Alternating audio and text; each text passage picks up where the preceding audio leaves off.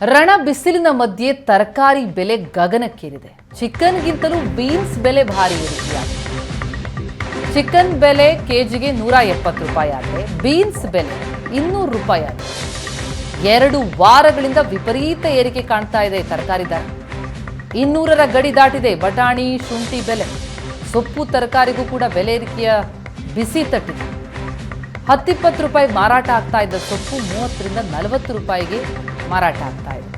ಮದುವೆ, ಸಭೆ ಸಮಾರಂಭಗಳು ಹೆಚ್ಚಳ ಆಗಿದೆ. ತರಕಾರಿಗೆ ಕೂಡ ಈ ಹಿನ್ನೆಲೆ ಬೇಡಿಕೆ ಏರಿಕೆಯಾಗಿದೆ. ಇನ್ನೂ ಬೆಲೆ ಏರಿಕೆ ಆಗುತ್ತೆ ಎನ್ನುವಂತಹ ಆತಂಕದಲ್ಲಿದ್ದಾರೆ ಗ್ರಾಹಕರು ಮತ್ತು ಮಾರಾಟಗಾರರು.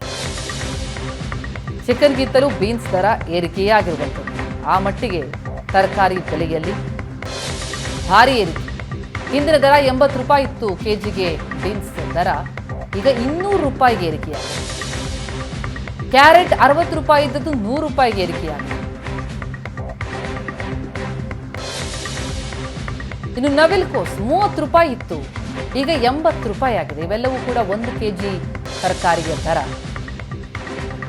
ಬೀಟ್ರೋಟ್ 20 ರೂಪಾಯಿ ಇದ್ದದ್ದು ಕೆಜಿಗೆ 60 ರೂಪಾಯಿ ಆಗಿದೆ.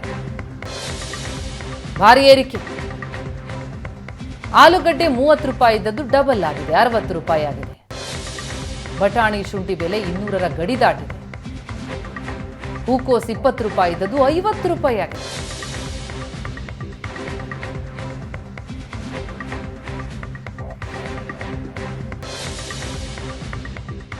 ಏನು ಕೇಳ್ತಾ ಇದೀವಿ ಅವ್ರ ಹತ್ರ, ಯಾಕೆ ರೇಟ್ ಜಾಸ್ತಿ ಅಂದರೆ ಮಳೆ ಇಲ್ಲ, ಮಳೆ ಇದೆ ತಾನೇ ಬೆಳೆ ಬರೋದು, ಅದೇ ಮಾತಾಡ್ತದೆ ಅವ್ರ ಹತ್ರ. ನಾವು ರೇಟ್ ಜಾಸ್ತಿ ಆಗಿದೆ, ಏನು ಮಾಡೋಕ್ಕಾಗುತ್ತೆ, ಟೊಮಾಟೊ ರೇಟ್ ಇನ್ನೂ ರೈಸ್ ಆಗಿಲ್ಲ, ಟೊಮಾಟೊ ರೈಸ್ ಆಗುತ್ತೆ ಅಂತ ಹೇಳ್ತಾರೆ ಅವರು.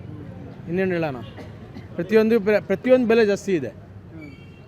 ಏನು ರೇಟ್ ಕೇಳೋಕೆ ನಾವು ಸ್ವಲ್ಪ 20 ರೂಪಾಯಿ ಹೇಳ್ತಾರೆ ಒಂದು ಕಟ್ಟು, ನಾವು 10 ರೂಪಾಯಿಗೆ ತೊಗೊಂಡಿದ್ದೀವಿ. ಏನು ಮಾಡೋಣ, ಆ ಥರ ಇದೆ ಎಲ್ಲ. ಡೈಲಿ ಸ್ವಲ್ಪ ಒಂದು ಕಟ್ಟು 10 ರೂಪಾಯಿಗೆ ತೊಗೊಂಡಾಗ 10-15 ರೂಪಾಯಿಗೆ ಒಂದು ಕಟ್ಟು, ಇವಾಗ ಅರ್ಧನೇ 10-20 ರೂಪಾಯಿ ಆಗಿದೆ. ಎಲ್ಲ ಬೆಲೆ ಜಾಸ್ತಿ ಇದೆ ಸರ್. ಐಟಮ್ಗಳು ಬರ್ತಾ ಇಲ್ಲ, ಬಿಸಿಲು, ನೀರಿಲ್ಲ, ಏನಿಲ್ಲ. ಪಾಲಕ್ ಬಂದು 20 ರೂಪಾಯಿ ಇದೆ, ಮೆಂತ್ಯ ಬಂದು 30-40 ಇದೆ, ಸಬ್ಬಕ್ಕಿ 40-50 ನಿನ್ನೆ. ಆಮೇಲೆ ದಂಟು 20, ಚಿಲ್ಕರು 20 ರೂಪಾಯಿ, ಚಕೋತ 50 ರೂಪಾಯಿ, ಬಸ್ಲೆ ಬಂದು 30. ಎಲ್ಲ ಬೆಳೀತಾರೆ ಸರ್, ನೀರಿಲ್ವಲ್ಲ. ಮೇನ್ ಪಾಯಿಂಟ್ ಅದೇ, ನೀರಿಲ್ಲ, ಮಳೆ ಇಲ್ಲ, ನೀರಿಲ್ಲ, ಏನು ಮಾಡ್ತಾರೆ, ಅದೊಂದೇ ಪ್ರಾಬ್ಲಮ್. ಈಗ ಮಳೆ ಬಂದಿಲ್ಲ ಅಂತ ಹೇಳಿದ್ರೆ ಇನ್ನೂ ಜಾಸ್ತಿ ಆಗುತ್ತೆ ರೇಟು. ಜಾಸ್ತಿ ಅಲ್ಲ ಸರ್, ಐಟಮೇ ಸಿಗಲ್ಲ, ಹಂಗಾಗಿದೆ. ಈಗ ಐಟಮೇ ಸಿಗಲ್ಲ ಅಂತ ಹೇಳ್ತಾ ಇದ್ದಾರೆ. ನೋಡಿ, ನಾವು ಬೆಳಗ್ಗೆಯಿಂದ 2 ಬಿಂದಿಗೆ ನೀರು ಇದ್ದಿದ್ದೀವಿ ತಂದು. ಅದೇ ನೀರಿಲ್ಲ, ಅದರಿಂದ ಬೆಲೆ ಜಾಸ್ತಿ ಇಲ್ಲ. ಬಿಸಿಲು, ಸ್ಟಾಕ್ ಇಡೋದು ಕಷ್ಟ. ಸ್ಟಾಕ್ ಇಡೋಕ್ಕೆ ಆಗಲ್ಲಣ್ಣ. ನನ್ನ ಐಟಮ್ ಉಳಿದ್ರೆ ಹೋಯ್ತು, ಬಂಡವಾಳನೂ ಇಲ್ಲ, ಲಾಭನೂ ಇಲ್ಲ. ಆಮೇಲೆ ಹೇಗೆ ಈಗ ರೇಟ್ ಜಾಸ್ತಿ ಆಗಿ ಸೇಲ್ ಆಗುತ್ತಾ? ಸೇಲು ಕಡಿಮೆ ಆಗಿದೆ. ಸೇಲು ಕಮ್ಮಿನೇ ಅಣ್ಣ.